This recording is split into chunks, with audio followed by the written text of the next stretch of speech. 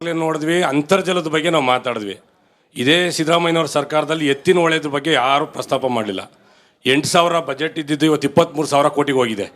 ಇವತ್ತು ಆ ಎತ್ತಿನ ಹೊಳೆ ಬಂದರೆ ಕೋಲಾರ ಭಾಗ ಇರ್ಬೋದು, ಚಿಕ್ಕಬಳ್ಳಾಪುರ ಇರ್ಬೋದು, ತುಮಕೂರು ಇರ್ಬೋದು, ರಾಮನಗರ ಇರ್ಬೋದು, ಕೆರೆ ಕಟ್ಟೆಗಳು ತುಂಬ್ತವೆ, ಅಂತರ್ಜಲ ವೃದ್ಧಿ ಆಗುತ್ತೆ. ಇವತ್ತು ಗೊತ್ತಿದೆ, ನೀವು ಕಾನೂನು ತಗರು, ನೀವು ಪ್ಯಾನಲಲ್ಲಿ ಇದ್ರೂ ಕೂಡ ಈ ಸುಪ್ರೀಂ ಕೋರ್ಟು ಟ್ರಿಬ್ಯುನಲಲ್ಲಿ ಏನಾಗುತ್ತೆ ಅಂತ ಜನಕ್ಕೆ ಗೊತ್ತಿಲ್ಲ. ಬಟ್ ಇದಕ್ಕೆ ಎತ್ತಿನೊಳಗೆ ಏನು ತೊಂದರೆ ಇಲ್ವಲ್ಲ ಸರ್? 14 ವರ್ಷ ಬೇಕಾ? ಬದ್ಧತೆ ಎಲ್ಲೋಯ್ತು ನಿಮ್ಮದು? ಕೋಲಾರದಲ್ಲಿ ನಿಜವಾಗ್ಲೂ ರೈತರಿಗೆ ಅಪ್ರಿಷಿಯೇಟ್ ಮಾಡಬೇಕು ನಾವು.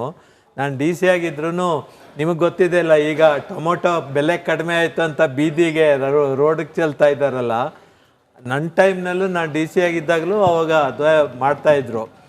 ಬಟ್ ಏನಂದರೆ ಇದು ಅಂಡರ್ಗ್ರೌಂಡ್ ವಾಟರ್ ಕೆರೆ ತುಂಬಿಸುವಂಥದ್ದು ಭಾಳ ಅಗತ್ಯ. ಅದಕ್ಕೆ ಎತ್ತಿನಹೊಳೆ ಮೇಯ್ನ್ ಪ್ರಾಜೆಕ್ಟ್. ಅದು ಇಷ್ಟು ನಿಧಾನ ಆಗಬೇಕಾಗಿರಲಿಲ್ಲ ಎತ್ತಿನಹೊಳೆ ಪ್ರಾಜೆಕ್ಟು. ಅದು ಬೇಗ ಆಗಿದ್ದರೆ ಕೋಲಾರದ ಕೆರೆಗಳನ್ನು, ಭಾಳಷ್ಟು ಕೆರೆಗಳನ್ನ ತುಂಬಿಸಿ, ಯಾಕೆಂದರೆ ಕೋಲಾರದಲ್ಲಿ ಮಳೆ ಪ್ರಮಾಣ ಕಡಿಮೆ, ಅದರಿಂದ ಎತ್ತಿನಹೊಳೆ ಪ್ರಾಜೆಕ್ಟು ಭಾಳ ಯೂಸ್ಫುಲ್ ಆಗುತ್ತೆ. ಕೋಲಾರ ಒಂದೇ ಅಲ್ಲ, ಕೆಲವು ತುಮಕೂರು ಭಾಗದ ಒಂದು ಪ್ರದೇಶಗಳಿಗೆ ಕೆರೆ ತುಂಬಿಸ್ಬೇಕು. ನಿಮ್ಮಗಳ ಕಲ್ಪನೆ ಎತ್ತಿನಹೊಳೆ ಅಂದರೆ ಏನಂತ ಇದೆ ಅಂತ ನನಗೆ ಗೊತ್ತು. ದೊಡ್ಡ ರಿಸರ್ವಾಯರ್ ಇರುತ್ತೆ, ಅದರಿಂದ ನೀರು ಶೇಖರಣೆ ಆಗುತ್ತೆ, ಬರುತ್ತೆ ಅಂತ. ಹಾಗಿಲ್ಲ, ಇದಕ್ಕೆ 7 ಸಣ್ಣ ಸಣ್ಣ ಸಣ್ಣ ಪಿಕಪ್ಗಳು ಕಟ್ಟಿದ್ದಾರೆ. ಅದರದ್ದು ಪ್ರತಿಯೊಂದರದ್ದು ಕೆಪಾಸಿಟಿ ಹಬ್ಬ ಅಂದರೆ 0.1 TMC ಕೂಡ ಇರಲ್ಲ. ಆ 7 ಸೇರಿದರೂ 1 TMC ನೀರು ಕೂಡ ಆಗಲ್ಲ. ಸೊ ಇಲ್ಲಿ ಮೂಲ ಪ್ರಶ್ನೆ ಏನು ಅಂದರೆ, ಮಳೆ ಬರ್ಬೋದು, 24 TMC ಅಂತ ಬರ್ಬೋದು, ಅದಕ್ಕೆ ಪವರು ಇರಬೇಕು. ಸುಮಾರು 340-350 ಮೆಗಾವಾಟ್ ಪವರ್ ಬೇಕು. ಪವರು, ನೀರು ಎರಡೂ ಒಟ್ಟಿಗೆ ಇರಬೇಕು. ನಮ್ಮ ಪಂಪ್ಗಳು ಕೆಲಸ ಮಾಡಬೇಕು. ಆ ನೀರನ್ನ ಎಷ್ಟೆಷ್ಟು ಬರುತ್ತೋ ಅಷ್ಟು ಎತ್ತಿ ಪಂಪ್ ಮಾಡಬೇಕು. ಇದು ಅದು ಯೋಜನೆಯ ಸಾರಾಂಶ.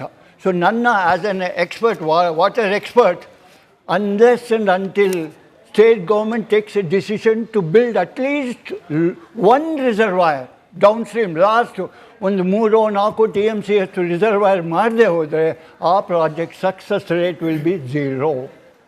ನೀರು ಬಂದಾಗ ಹರಿದು ಹೊರಟೋಗುತ್ತೆ, ನಮ್ಮ ಪಂಪ್ ಮಾಡಲಿಕ್ಕಾಗಲ್ಲ, ನೀರು ಕೋಲಾರ ಸೇರಲ್ಲ, ಅವ್ರು ಕುಡಿಯೋ ನೀರು ಸಿಗಲ್ಲ. ಇದು ಕುಡಿಯೋ ನೀರು ಅವ್ರಿಗೆ ಸಿಗಬೇಕಾದ್ರೆ ಬೈರುಗೊಂಡಲ್ಲಿ ಕಟ್ಟಿದರೆ ಆಗಲ್ಲ. ಅದೇನಿದ್ದು ಆ ಪ್ರಾಜೆಕ್ಟ್ ಏರಿಯಾ ಕೊನೇ ಪಿಕಪ್ ಎಲ್ಲಿದೆಯೋ ಅಲ್ಲಿ ಅದಕ್ಕೆ ಸತಾಯಗತ ಏನು ಅದಕ್ಕೆ ಅಡಚಣೆ ಬಂದು ಅದನ್ನೆಲ್ಲ ನಿವಾರಿಸ್ಕೋಬೇಕು. ನಾನು ಎನ್ವಾಮೆಂಟ್ ಸೆಕ್ರೆಟರಿ ಆಗಿದ್ದೆ, ಅಲ್ಲಿ ಎನ್ವಾಮೆಂಟಲ್ ಪ್ರಾಬ್ಲಮ್ಸ್ ಏನು ಅಂತಲೂ ಗೊತ್ತು. ಅದನ್ನು ನಾವು ಪರಿಹಾರ ಮಾಡಿಕೊಂಡು ಕೊನೆ ರಿಸರ್ವಾಯರ್ 3-4 TMC ಕಟ್ಟಿದರೆ 100% ಸಕ್ಸಸ್, ಇಲ್ಲದೆ ಹೋದರೆ 0% ಸಕ್ಸಸ್. ಸರ್, ಇವತ್ತು ರಾಜಕೀಯ ನಾಯಕರು ಲೂಟಿ ಮಾಡಿ ಕೋಟಿ ಮಾಡ್ತಾ ಇದ್ದಾರೆ ಸರ್. ಆದರೆ ನಾಟಿ ಮಾಡಿ ಕೋಟಿ ಜನರಿಗೆ ಅನ್ನ ಕೊಡ್ತಾ ಇರೋದು ರೈತರು ಸರ್. ರೈತರು ಕಣ್ಣೀರು ಹಾಕ್ಬಾರ್ದು. ಮತ್ತು ನಾವು ಪ್ರತಿನಿತ್ಯ ಗಂಗೆ ಯಮುನೆ ಚೈವ, ಗೋದಾವರಿ ಸರಸ್ವತಿ, ನರ್ಮದೆ ಸಿಂಧು ಕಾವೇರಿ ಜಲೇಸ್ಮಿನ್ ಸನ್ನಿಧಿಂ ಕುರು ಅಂತ ನದಿಗಳನ್ನ ಜೋಡಣೆ ಮಾಡಿ ಎಲ್ಲ ನದಿಗಳು ಒಂದೇ ಅಂತ ನಾವು ಇದು ಮಾಡ್ತೀರಿ. ಇವತ್ತು ರಾಜಕೀಯದವರು ಈ ನದಿಗಳನ್ನೇ ಬೇರೆ ಮಾಡಿ ಇದು ರಾಜಕೀಯ ಲಾಬಿ ಮಾಡ್ತಾ ಇದ್ದಾರೆ. ಮತ್ತು ಇವತ್ತು ಬೆಂಗಳೂರಿಗನಾಗಿ ನಾನು ಕೇಳ್ತಾರ ಪ್ರಶ್ನೆ ಏನಂದರೆ, ಇವತ್ತು ನಾವು ಕುಡಿತಾರ ನೀರು ಕಕ್ಕಸ ನೀರು ಅಥವಾ ಈಕೊಳ ವಾಟರ್. ಯಾಕಂದರೆ ನಾನು ಹಾಸ್ಪಿಟ್ಲ್ ಬಿಲ್ಗಳಲ್ಲೂ ನೋಡಿದ್ದೀನಿ ಸರ್, ಈ ವಾಟರ್ ಇನ್ಫೆಕ್ಷನ್ ಅಂತ ಸುಮಾರು ಲಕ್ಷಗಳು ಅಲ್ಲಿ ಜನರು ಸ್ಪೆಂಡ್ ಮಾಡ್ತಾ ಇದ್ದಾರೆ. ಪ್ಲಸ್ ಆ ಇಂಜೆಕ್ಷನ್ಗೂ ಒಂದು 5,000ರಿಂದ 10,000 ರೂಪಾಯಿ ಖರ್ಚಾಗ್ತೈತೆ. ಸೊ ನೀವು ಬೆಂಗಳೂರಿಗೆ ನೀರನ್ನ ಹೇಗೆ, ಕುಡಿಯೋ ನೀರನ್ನ ನಾವು ಹೆಂಗೆ ಸಂರಕ್ಷಣೆ ಮಾಡಬೇಕು ಅಂತ ಹೇಳ್ಬೇಕು ಸರ್. ಕುಡಿಯೋ ನೀರು ನಾವೆಲ್ಲರೂ ಸುಪ್ರೀಂ ಕೋರ್ಟ್ಗೆ ಆಭಾರಿಯಾಗಿರಬೇಕು. ಅವ್ರು ನೀರು ಕೊಡದೆ ಹೋಗಿದ್ದರೆ ಕೇವಲ 8.7 TMC ನೀರು ಸಾಕಾಗ್ತಿರಲಿಲ್ಲ. ಅವ್ರು ಕೊಟ್ಟರು, ನಾವು ಉದ್ಧಾರ ಆದ್ವಿ. ಅಟ್ಲೀಸ್ಟ್ ಕಾವೇರಿ ನೀರು ನಮಗೆ ಸಿಗೋ ಸಾಧ್ಯತೆ ಇದೆ. ಅದು ಶುದ್ಧಿ ಮಾಡಬೇಕು. ನೀವು ರಾ ವಾಟರು ಟ್ರೀಟ್ ಮಾಡಿ ಕ್ವಾಲಿಟಿ ಕಂಟ್ರೋಲ್ ಮಾಡಿ ಅದು ಕೊಡಬೇಕು.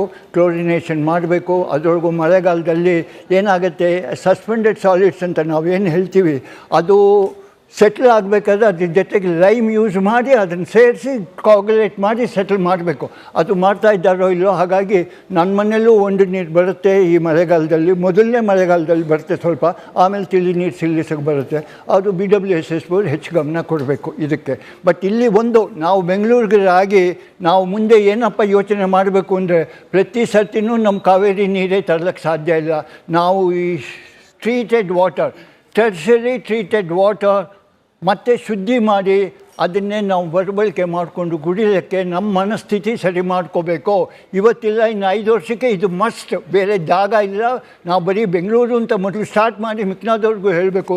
ಇದಕ್ಕೆ ನಾನು ಸರ್ಕಾರಕ್ಕೆ ಸಲಹೆ ಏನು ಕೊಟ್ಟಿದ್ದೀನಿ ಅಂದರೆ, ನೀವೆಲ್ಲಿ ಟೆರ್ಷರಿ ಟ್ರೀಟ್ಮೆಂಟ್ ಪ್ಲ್ಯಾಂಟ್ ಹಾಕ್ತಿರೋ ಅಲ್ಲಿ ಒಂದು ವಾಟರ್ ಬಾಟ್ಲಿಂಗ್ ಪ್ಲ್ಯಾಂಟ್ ಹಾಕಿ ಆ ನೀರನ್ನ ವಿಧಾನಸೌಧ, ಮಿನಿಸ್ಟ್ರುಗಳ ಮನೆಗಳು ಎಲ್ಲರಿಗೂ ಕೊಡಿ. ಅವರು ಕುಡಿಯೋದ್ರಿಂದ ಜನ ನೋಡಬೇಕು. ಜನ ನೋಡಿ ಈ ನೀರು ಸೇಫು, ನಾನು ಕುಡಿಬೋದು ಅಂತ ಅವ್ರಿಗೆ ಧೈರ್ಯ ಬರುತ್ತೆ. ಇದು ಮಾಡಿ ಅಂತ ನಾನು ಸರ್ಕಾರಕ್ಕೆ ಸಲಹೆ ಕೊಟ್ಟಿದ್ದೀನಿ. ಆ ಸಲಹೆ ಅವ್ರು ಒಪ್ತಾರೋ ಬಿಡ್ತಾರೋ ಗೊತ್ತಿಲ್ಲ.